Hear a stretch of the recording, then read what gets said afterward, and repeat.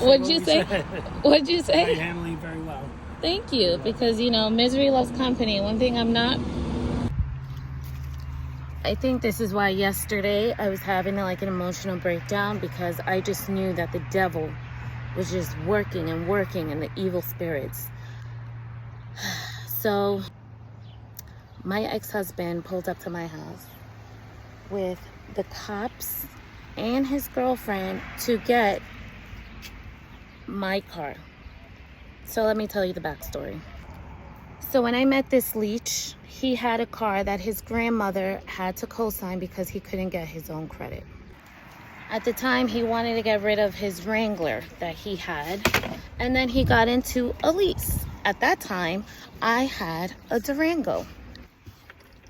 I finance all of my cars. And because he was back and forth with work, he said, babe, let me use your Durango and then you just drive the lease, because I was home. Ran my Durango to the ground. So he was beasting. I want a track hawk, because, he doesn't have his own identity. So what everybody else has, he has to have. So he didn't get the track hawk, but he got the SRT. And guess who co-signed for him? So I co-signed the SRT. After that, he's like, we traded in the lease. And I said, all right, when we trade it in, we're going to finance it, because I don't like leases. I don't like nobody telling me how many miles I can drive. So we went and got a Ford Expedition, where I was the co-signer of that car as well. So now after the divorce, he's like, oh, the Expedition's too much. I can't afford it, because after our divorce agreement, he was supposed to pay 6 months or whatever. So I said, okay, the Expedition was too big for me anyways. Just trade it in so we got a Ford Explorer. The Ford Explorer he's been paying, because I said, you pay the Ford Explorer and I'll pay for daycare. So for whatever reason, he thinks the kids no longer have daycare, because I've been enjoying my children and we've been hanging and stuff like that. Because the daycare equals out the car payment to the Ford Explorer that I drive our children in. As you know, I've been taking his ass to court since March, because he wants to get yet another new supply, because the supply he had before was in November, December, brought it to my house. Then come February and March, he brought another supply to my house to drop off my kids. I walked out and I spoke to the new supply, woman to woman. And I don't know rah-rah shit, because I'm grown. I said, who are you? She said, da-da-da, whatever. I said, oh, you his new girlfriend? Do me a favor, wait 6 months. Wait 6 months, because he has a habit of doing this. She said, no problem. I'm a mother too. I understand. All right, cool. I thought everybody understood. So apparently nobody understood, because then the following weekend, not only did he bring back the new supply, he took my kids to sleep over there, to this person's house that he just met. I don't know her from a hole in the wall. How I know I don't know her. There's rapes, there's kidnapping. I don't know. He doesn't know her from a fucking hole in the wall. And you're going to take my babies to sleep at somebody's house that you just met? So what did I do?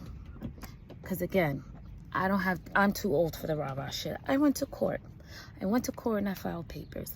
In April, the court agreed with me. It is not okay to take these babies to someone's house that's unfucking known. They have to keep their regimen, keep in their home. All right, cool. That was April. May, we go back to court.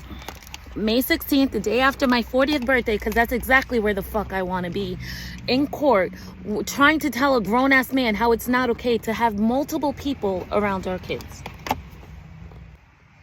So he goes into court and says, I understand. I won't introduce anyone new to the kids. They'll sleep at the house. Da, da, da. Guess what he did? He took my kids back the same day. I went May 17th to drop off documents.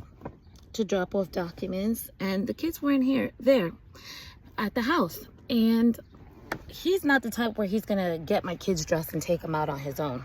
Because he's just not. He's not used to taking care of the kids by himself.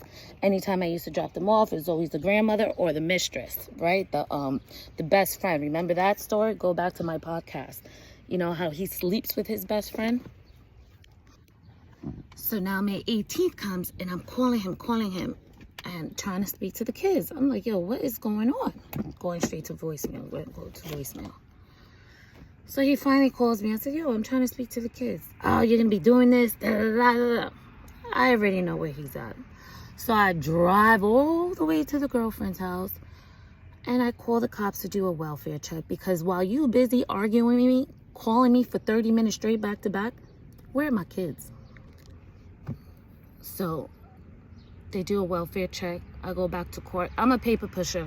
I'm too grown to be, I'm not fighting. We're not doing that. A fill-in costs $50 these days. It's no longer $20.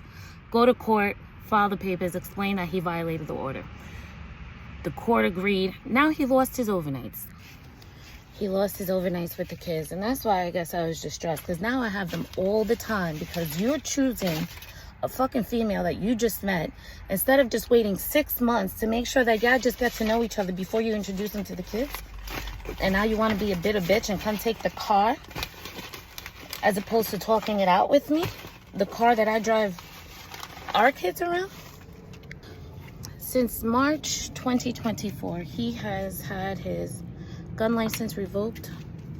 He has lost his overnights, and I had to put an order of protection on him. What I'm trying to tell you is that a narcissist will never stop. They will never stop coming for you. They wake up in the morning as to how they can disturb your peace, as to what they can do to interrupt your life. Do not let the devil win. Do not let the devil win. The nice officers are over here. They're saying they've seen it before. He is textbook. They noticed. They said the stories weren't adding up.